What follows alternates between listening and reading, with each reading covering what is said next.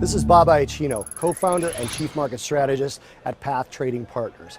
I want to talk a little bit about the Federal Open Markets Committee, the U.S. Fed, and their relationship to the yield curve when they either raise or lower rates. Now, they're talking about raising rates. The last rate hike was December 16th, and yields fell dramatically since January of this year to where we're at now. You're looking at a 10-year note right now that's about 184 in yield, and a 30-year that's about 264. So what we're looking at there is a yield curve that came down as it should, but it steepened slightly while rates lowered, and that doesn't happen that often.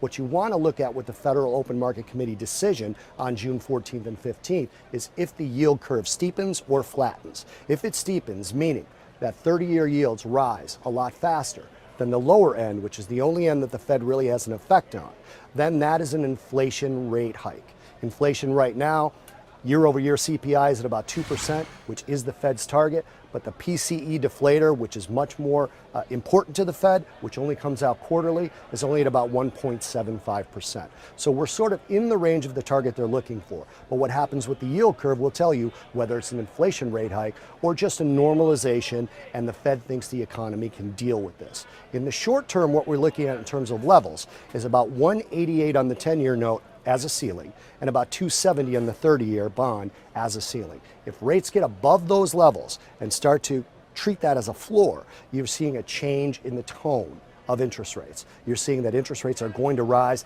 and that's going to be the low for the foreseeable future. There's one more important thing to look at, is the Brexit vote, which comes out on June 23rd.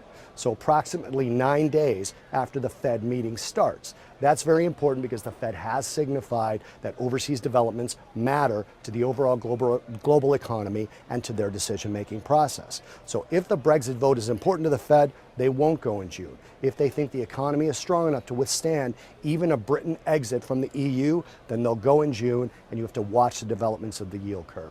This is Bob Iaccino, Chief Market Strategist from Path Trading Partners.